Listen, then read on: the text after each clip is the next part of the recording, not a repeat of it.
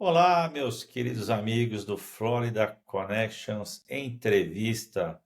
Hoje esse programa realmente está muito internacional. Tá aqui, olha lá, ele foi meu ex-aluno, esse empresário aí internacional. Ele dá risada quando eu falo isso, mas ele é sim um empresário, mas mais que um empresário, ele é um empreendedor, né? Se vocês permitissem aqui, a gente iria falar muito tempo, tem muita história para contar, mas nós vamos contar aqui os últimos episódios dessa trajetória. Mas depois, logicamente, vocês podem seguir o Felipe Farjado, que está aqui conosco. E olha, vocês não vão adivinhar de onde ele está falando. Ele está falando lá da Bolívia. Se vocês viram a chamada aí no nosso Instagram, do Mubi School, ele é um empreendedor, ele tem uma conectividade muito grande com a América Latina. Conheci ele aqui no Brasil com o meu aluno, há uns 8 anos atrás, mas ele é argentino também de coração. Vocês vão ver as postagens dele aí, ele vibra muito.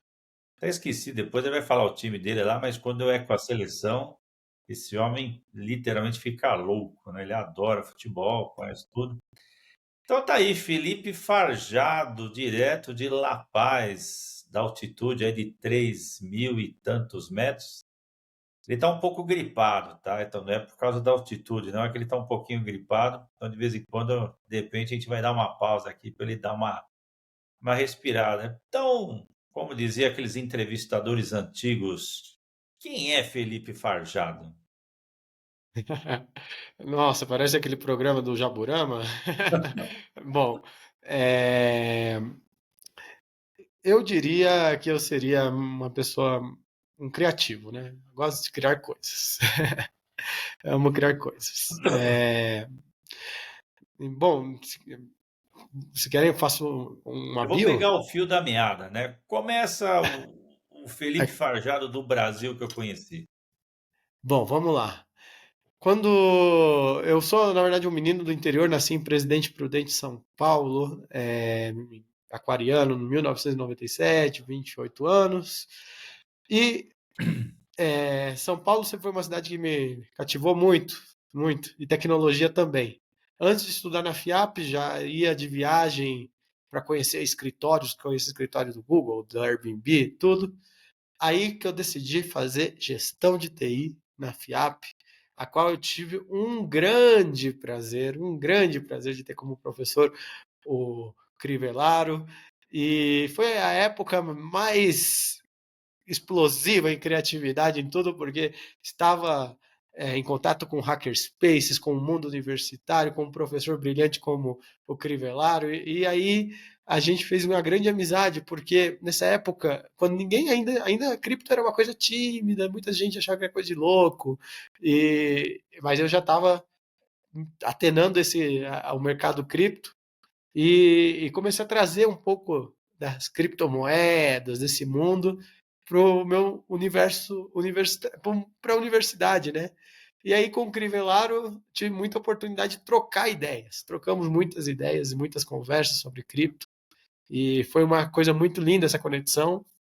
E, bom, é isso, basicamente Aí isso. ele que me ensinou, né? O Felipe Farjado me ensinou toda uma cultura aí da cripto. Fiz uma viagem para os Estados Unidos com a orientação dele. Cheguei lá em Miami, num posto de gasolina, encontrei uma máquina que fazia o câmbio, né, de cripto para dólar, chamada duas vias, né, two ways. E seguindo toda a orientação que esse guru me deu, saiu dólar na outra ponta, né? Para mim, como eu estava dizendo aqui, recordando antes da nossa entrevista, foi algo muito, muito marcante, né? Porque eu vi em prática esse mundo cripto, né? E essa conversão de real para cripto e de cripto para dólar, cruzando fronteiras.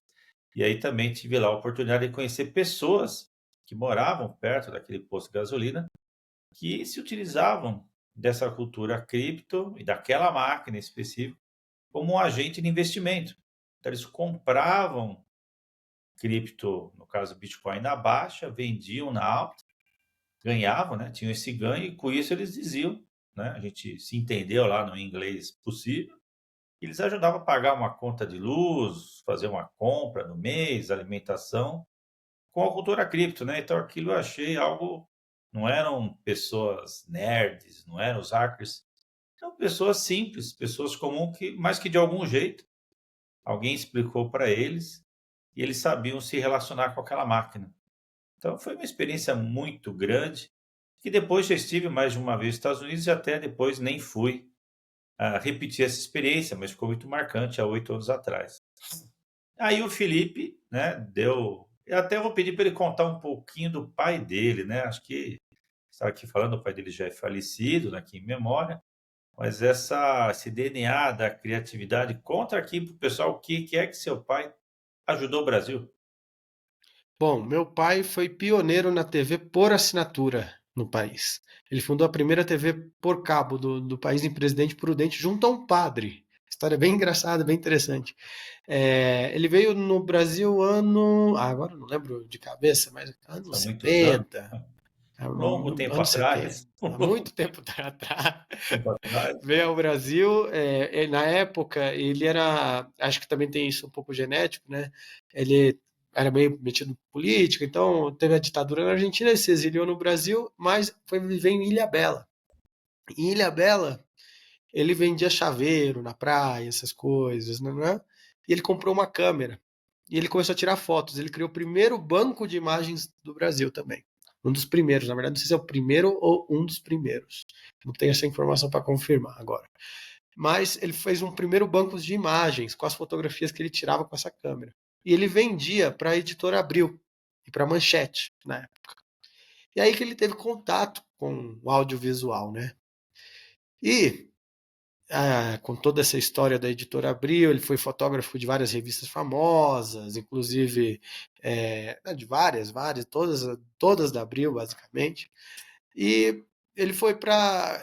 Ele estava um dia indo comprar fertilizante numa loja em São Paulo, e veio um japonês chamado Matsuda. O Matsuda. Ele era de Prudente, Matsuda. Matsuda disse: você sabe lidar com informática, né? Essas coisas. Vamos abrir uma loja de informática para calcular os bois dos fazendeiros da região? E aí ele abriu a Proeste Informática, que foi a semente da TV Cabo, basicamente. Então, ele abriu essa loja de informática e ele via que na Imprudente só pegava Globo. Não tinha SBT, não tinha Record, não tinha outras emissoras. Então o que ele fez? Ele instalou uma parabólica e também viu que as pessoas não conseguiam acompanhar a missa, né? Aí que veio o padre. Então ele disse: as pessoas não conseguem acompanhar a missa, não tem os outros canais, eu vou pôr uma parabólica, vou pôr alguém para filmar a missa e transmitir a missa numa rede de canal de cabo fechado, né? O padre viu isso, né? O padre lá de Álvares Machado disse: você pode montar aqui em Álvares Machado para mim? Ele montou uma TV a cabo em Álvares Machado Imprudente. E foi a primeira TV a cabo do Brasil. Com essa ideia, resolvendo esse problema, né, da falta de sinal, mas Muito o pessoal interessante, queria né? acompanhar a missa. E, bom, ele sempre foi muito criativo. Até os últimos dias, por exemplo, ele fez hidroponia, quando teve a seca em Presidente Prudente, os fazendeiros não tinham pasto para dar para os bois. Então ele viu esse problema e fez a hidroponia para criar pasto, mas ele viu que pasto não dá dinheiro, então vamos produzir tomate. Ele fez 4 estufas de hidroponia e aí, como é uma pessoa muito criativa, que toda hora tinha um projeto novo, isso aí é o que acontece. Ele vendia os projetos depois Ele criava e repassava. e criava e repassava. E aí, esse DNA está no filho dele, né? No Felipe Fajado. E na época, há 8 anos atrás, o Felipe já criou, dentre tantas outras coisas, tinha criado uma empresa que ele, na época, eu acompanhei o nascimento dessa empresa, e uma empresa que prosperou. Conta aí dessa primeira empresa, Felipe. A Block Labs. A Block Labs surgiu junto com um amigo meu chamado Guiço.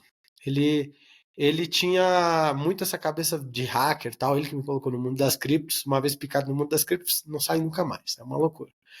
E a gente decidiu criar uma empresa de consultoria, só que acabou que a Block Labs acabou fazendo muitas outras coisas ao decorrer da sua história, né? Basicamente, na época do Crivellaro, eu comecei com as criptos a ganhar dinheiro com cripto, não foi com a empresa de início, foi com a máquina, o caixa eletrônico de cripto da FIAP. Porque nessa Isso, a época, FIAP tinha uma máquina lá, que você colocava real, né, e você comprava cripto. comprava blockchain, né, blockchain não, Bitcoin, perdão, Bitcoin, não é isso? Exato, da CoinBR. Você CoinBR? comprava, eu comprava a cripto, né, no ATM, e o que acontece? Naquela época, o mercado cripto era muito pequeno, então não tinha liquidez. Quando o mercado não tem liquidez, existe uma grande diferença de preço entre vários, por exemplo, entre a Foxbit, que é uma corretora de cripto, o Bitcoin, vamos dar um exemplo, nessa época estava a 1.000, e na máquina da FIAP estava a 900. Comprava na máquina da FIAP a 900 e vendia a 1.000 na Foxbit. E assim tirava R$ 100 de lucro em um giro financeiro, em uma arbitragem. Que é o nome técnico disso é arbitragem, né? Arbitragem, isso. E a Block Labs foi evoluindo, né? Em 2019 eu me mudei para a Argentina, aí encontrei outras. Agora a gente vai começar o segundo país. Ah, ok. Ele já era argentino. Não tinha nada a ver com a Argentina, não tinha Não, alguma. meu pai é argentino, então eu sou Ah, argentino então também. tinha a dupla Eu tenho a dupla cidadania, nacionalidade. nacionalidade. Então aí agora a história, parte 2. Segundo país, Felipe Farjado, na Argentina. Bom, eu fui para a Argentina para visitar minha família, já que muitos dos meus familiares daí eu não conhecia antes. Eu nunca tinha visto na minha vida. Então a ideia era conhecer a família. Só que aconteceu uma coisa, eu acho que todo mundo se marcou nessa época, né? A pandemia. Então as fronteiras fecharam, não podia sair de casa, nenhum lugar, então eu fiquei preso, basicamente, no país. E eu pensei, meu Deus, estou numa quarentena, o que eu faço? O que eu faço nesse país? Para Eu ganhar não dinheiro, tenho. né? Ganhar o seu dinheirinho, não é isso? Mas no primeiro momento era um desespero, porque você estava num momento de uma crise tremenda, o mundo inteiro se fechando, e o que fazer, meu Deus? Aí eu comecei a observar a economia da Argentina. Nessa época, a Argentina ainda tem problemas econômicos, mas nessa época o país estava sofrendo com uma restrição de reservas internacionais. O que significa? O Banco Central estava faltando dólares, faltando reservas internacionais. Perdão. Então, como o Banco Central faltava reservas, eu pensei, o que eu faço com isso, né? Um país que não tem dólares. E um país que não tem dólares, acontece o seguinte: surge vários mercados. Assim como a máquina da FIAP, que tinha o Bitcoin a 900, e a Foxbit 1.000, lá tinha dólar a 60, dólar a 40, dólar a 80, então tinha vários mercados e vários preços. E com isso dava para arbitrar. Então eu arbitrei na Argentina muito também. Só não arbitrei com oficial, que não é permitido, mas com os mercados MEP, CCL, CCL é com cable, né? Enfim, tem vários mercados. A Argentina chegou a ter 40 cotações de dólares distintas.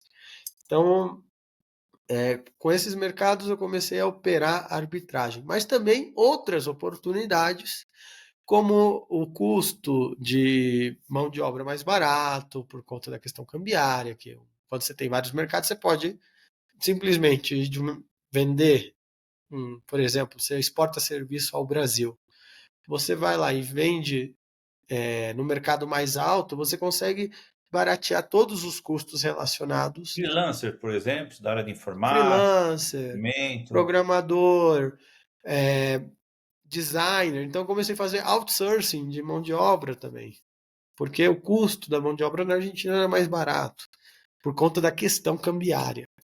E, bom, aí a empresa cresceu bastante. Eu vivi muito bem na Era Argentina outro até nome, não, de 2023. empresa, era outra Foi empresa? Block Labs, durante muito tempo, até 2023. E, bom, aí em 2023 eu voltei para o Brasil, porque a Argentina já estava com uma mudança de mercado, tudo se... Uma coisa que eu aprendi que é muito importante, eu acho que isso é importante das pessoas saberem, que todo negócio tem um ciclo e tem um tempo. Infelizmente não é para sempre. E foi meu aprendizado, né, na Argentina, porque acreditei muito que era para sempre. Então hoje eu não cometo os mesmos erros que eu cometi na Argentina, porque o mercado, eu aprendi que não, um negócio tem um tempo de vida, né? Então quando ele dura, tem que aproveitar e construir patrimônio, construir, construir, sabe, poupar, enfim. Enfim, aí eu voltei para o Brasil, né, depois Aí de fechou esse 2023. ciclo da Fechou Argentina. esse ciclo. Fechou o Durou ciclo. quantos anos, mais ou menos? 4 anos, E basicamente. lá você ficou em quais cidades que você falou? Eu morei em Buenos Aires, em Porto Madeiro. E já que estamos na Argentina, qual que é o time do seu coração que eu esqueci? Eu torço pro River. Antes assim, quando eu cheguei, eu torci um tempinho pro Estudiantes de La Plata. Aí Mas depois, hã? aí depois foi River. Não, depois fui River. Depois que eu descobri que a família inteira é River, não tinha o que fazer, né? E a fala aí rapidinho a tua paixão pela seleção da Argentina. Você sempre. Sim, eu amo. É que assim, né? Eu estava quando a Argentina ganhou o Mundial. Então, quando a energia daquele momento, tudo foi lindo, foi lindo, foi um dos melhores. Creio que, para mim, eu considero um ano incrível da minha vida, né? Porque Tem um ano bem, bem marcante, né? bem marcante e eu acho que eu nunca vi. Assim, os argentinos são muito polarizados, né? Entre antiperonismo e peronismo. Nunca vi uma, uma Argentina unida. população tão unida. Eu falei, nossa, isso daqui seria uma potência mundial se todo mundo fosse assim o tempo todo. Porque a Argentina, querendo ou não, tem uma coisa muito interessante. Lá, o acesso à universidade é basicamente universal. Então, é muito importante a educação. E você vê que o argentino, querendo ou não, ele tem um certo acesso à educação, que não existe, infelizmente, em muitas partes da América Latina. Aí E você saiu de lá porque a Argentina mudou. mudou, a economia mudou, a economia da Argentina mudou, e todo o processo de mudança é doloroso, mas só que a gente teve um processo de mudança um pouco comum na história, né, com Javier Milei, que foi de um momento para o outro, de um modelo econômico para outro. Hoje a Argentina vive outro modelo econômico, é, tem perdedores e ganhadores, eu estou no lado dos perdedores, infelizmente, porque mas também teve ganhadores. Mas, digamos, a economia hoje a Argentina tem um grave problema de custo. Hoje, para uma pessoa no campo argentino produzir 1 hectare de soja, é muito caro, então ele não consegue competir com o Brasil, não consegue competir com nenhum lado. Então a gente tem um problema gravíssimo de custo na economia, que lembra que eu falei que antes tudo era muito barato? Hoje tudo é muito caro. Hoje acontece o inverso. Por quê? Porque o câmbio sempre é um fator importante na minha vida. O câmbio ele está super valorizado. O peso argentino está forte. Mas, enfim, são questões econômicas. O país Hoje, para manter meus Airbnbs, eu tenho Airbnbs lá, é caríssimo. caríssimo, Caríssimo. imagina, porque se todos os custos estão mais caros. E aí você veio para o Brasil, mas ficou meio fico, não fico. Como é que Fiquei foi um aí? ano. Você ficou um ano aqui. Aí teve a parte política, né? Que você concorreu aqui a vereador, né? Pela cidade de São Paulo. Foi isso, né? Tô falando certo? Isso, Foi isso. fui vereador pela cidade de São Paulo, Isso. exatamente. Aí eu acompanhei, né? Sempre acompanho o Felipe nas redes sociais. Eu eu vi o Felipe andar essa cidade, né, em vários cantos dela, e ele mesmo disse que foi um aprendizado de vida, né, muito grande. E aí, de novo, pelo que ele já me contou, ele queria um outro lugar, né, nessa mente dele sempre efervescente e vibrante, procurando oportunidades. E aí ele foi para a Bolívia. Agora ele vai contar aqui para vocês o insight. Perguntei, mas por que Bolívia? Por que não Equador? Por que não, sei lá, Panamá, né?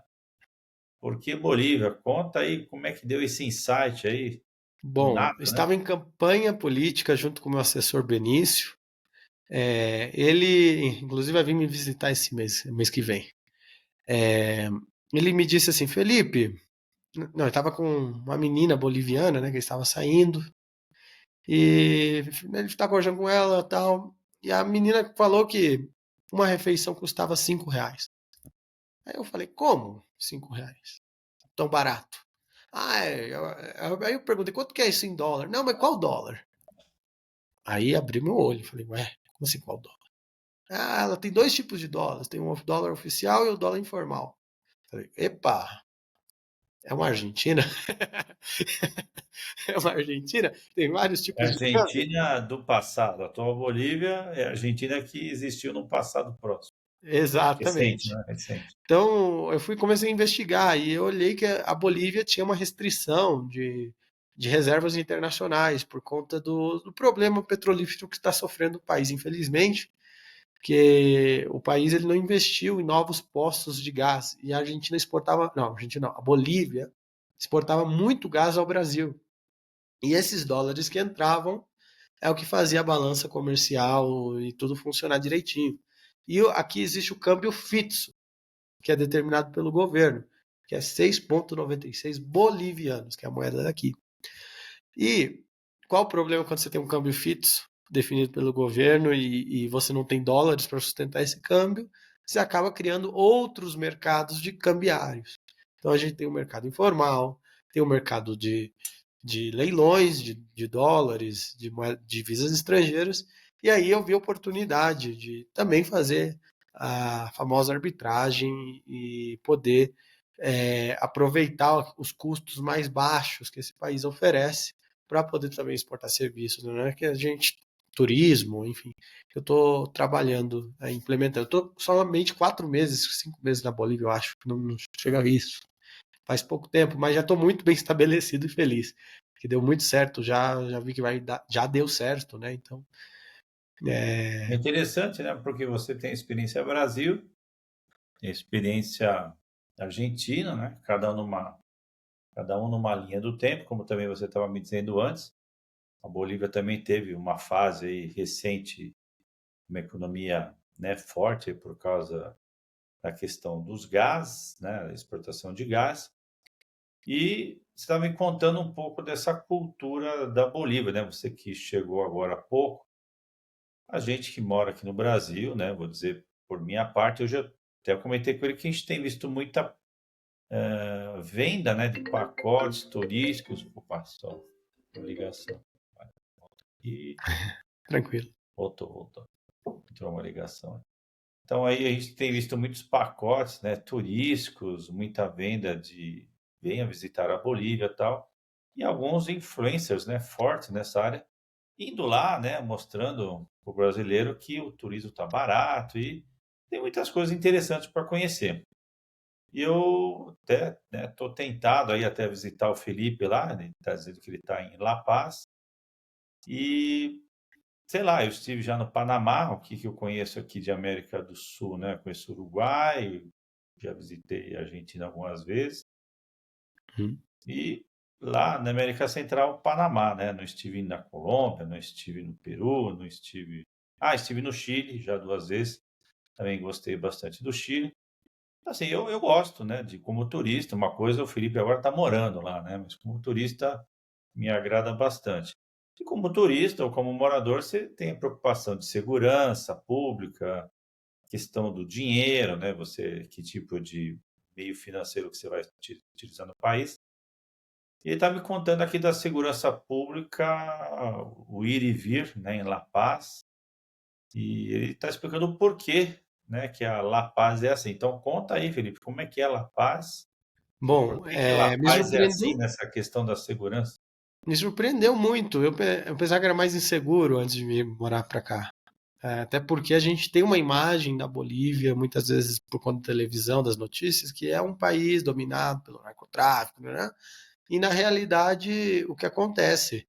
Aqui você não vê droga na rua. Basicamente, você não vê droga na rua. Por quê? Porque basicamente a cultura é diferente. A cultura, as questões morais. Você vê uma sociedade onde os valores regem os valores mais da cultura aimara, uma cultura quechua, que são culturas originárias. Então, a questão Indígenas, de né, que você falou que são roubar. indígenas, Hã? são culturas indígenas. Culturas indígenas, exato.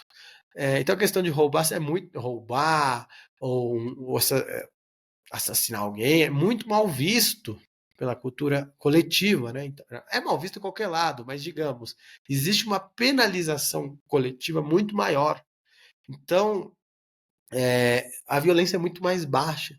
É, Aqui é muito difícil. Você vê o boliviano, ele é muito educado também. Ele toda hora, por favor, bom dia, buenas tardes, buenas noches. Toda hora é uma saudação. Então, você vê que a educação é muito presente, assim, educação no dia a dia, e existe essa cultura coletiva.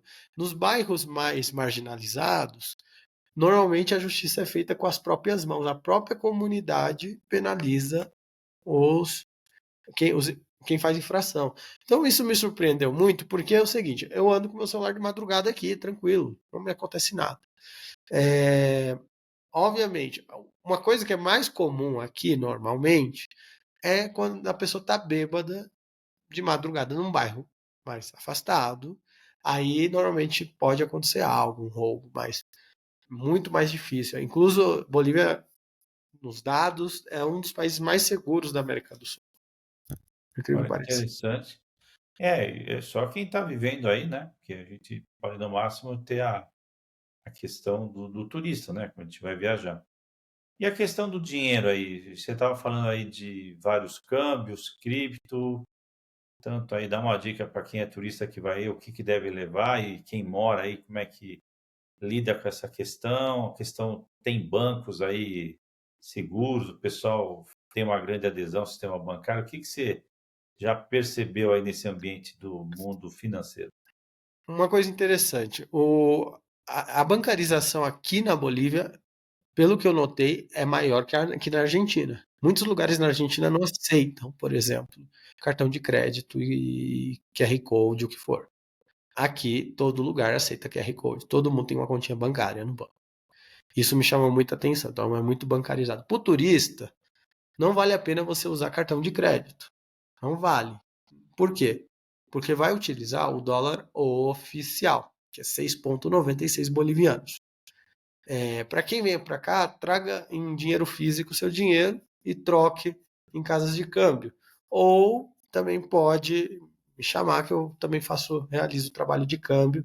Incluso em breve vamos lançar uma plataforma igual ao Western Union e, incluso escrito na ASF, o órgão financeiro de supervisão financeira da Bolívia. Então, em breve também vamos ter essa novidade aí. O site nosso está quase pronto. O Banqueiro já. Ai, perdão. Desculpa, tô com gripe. Não, ele tá com Banqueiro gripe e Char. está em La Paz, não vamos esquecer isso, né. Hã? Ele está com gripe e está em La Em La Paz. Paz. E, bom, e aí eu recomendaria trazer dinheiro em espécie. Dinheiro dólar mesmo, dólar ou real? Dólar, real também, mas dólar. Mas real funciona também. Muitas vezes vale a pena trazer o real mesmo, porque só de trocar por dólar já vai perder uma parte. Então traz em real que algumas vezes vale a pena. É, vale, tirando as comissões, é menos intermediário. Entendi. É, Aqui eu recomendaria trazer o real, ou pode também entrar em contato comigo, também eu posso ajudar nesse processo. E você que agora, né, você me disse, você não tem mexido tanto com cripto e tal, Mas você mesmo disse agora há pouco, né? Uma vez na cultura cripto, sempre Sempre. na cultura cripto. Eu tenho muitos alunos, né, que eu converso, todas as minhas andanças por aí, né, no mundo acadêmico, e o que tem me surpreendido é que lá, 8 anos atrás, quando eu conversava com você, muitos falavam: olha, né, o Felipe é meio visionário, alguns chamavam ele meio de louco, visionário e louco, né? Geralmente andam juntos esses adjetivos. E eram poucos alunos, né, que falavam desse mundo cripto. E hoje, volta e meia, como eu gosto desse assunto, eu converso e tal, e aí a gente sempre tem o estigma de que o jovem gosta de tecnologia, e dentro dessas novidades de tecnologia está o mundo cripto. E para minha surpresa, não, né? Eu acho que manteve a mesma proporção de jovens, que era bem pouco na época que eu conheci o Felipe, há 8 anos atrás, do que agora. Então, 8 anos se passaram, me parece que o mundo cripto cresceu muito, né? Se amadureceu, a moeda Bitcoin se amadureceu, mas não sei, eu nem te fiz essa pergunta antes, mas me veio aqui ela agora. Por que você acha que o jovem, a grande maioria, não se interessa pelo cripto, não se interessa até muitas vezes por finanças? Você que é um jovem, está cada vez mais maduro e você passou por 3 países. O que você diria dessa coisa do jovem não operar, não se interessar no cripto e também até um pouco nas finanças? Qual é a sua, no seu olhar aí de baixo da sua idade, o que você me diz? Bom, vamos lá. Interessante essa pergunta. Primeiro, vamos fazer um contexto, né? No Brasil, a gente tem estabilidade econômica. Eu nasci com estabilidade econômica. Nossos jovens nasceram com estabilidade econômica. Se você for na Argentina, é muito normal você ver uma classe cheia de gente falando de cripto, porque é uma maneira de vencer a inflação e é uma maneira de sobreviver.